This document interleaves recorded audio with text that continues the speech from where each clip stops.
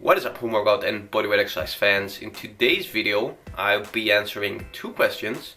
Question number one is by Neptune Tunde. I don't know how you pronounce that, but Neptune Tunde asked, how long should a person rest in between sets during a workout? Good question. So I'm gonna start with how people build muscle and what is your goal. So we build muscle basically due to two reasons. Number one is mechanical stress, and number two is metabolic stress. So mechanical stress is the weight you're pulling, the intensity of the exercise. So you can be pulling in a pull-up yourself upwards. If you're 70 kilos, that's 70 kilos of mechanical stress.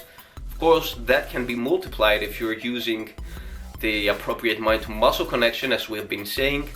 But to simplify things, it's about mechanical stress and the intensity produced due to that mechanical stress on the muscle, which can be infused with mind to muscle connection.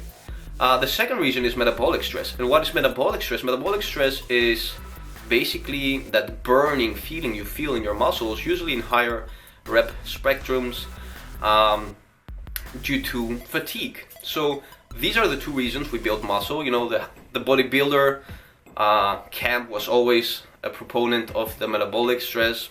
Well, not always, but a little bit more leaning towards that side. Science in the past used to be leaning a little bit more towards mechanical stress, but nowadays these things are looking, we know that basically these things both play a big role.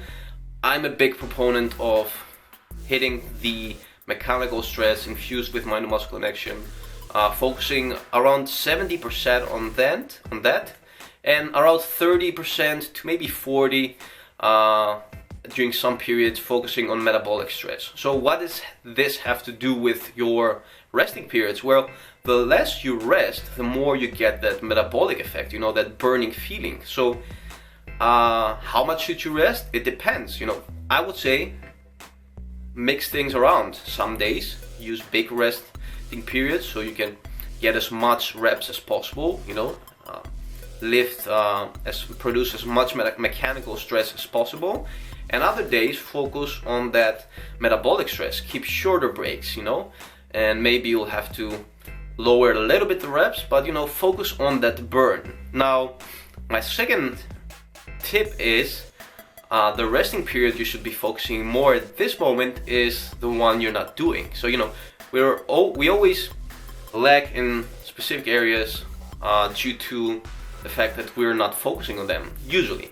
So if you've been taking big breaks for a lot of time, switch to a little bit smaller breaks, at least once a week. If you've been taking really big breaks, if you've been taking really small breaks, focus on getting really big breaks, and focus on getting more reps done. So, summary of the video: include about 70% of big breaks in your workouts, like 2 times. If you train 2 to 3 times a week, 2 times focus on big breaks and 1 time focus on smaller breaks. And depending on what you've been doing, maybe switch a little bit more to what you haven't been doing. So that was my tip for you. I hope this helps, and until next time, keep on training.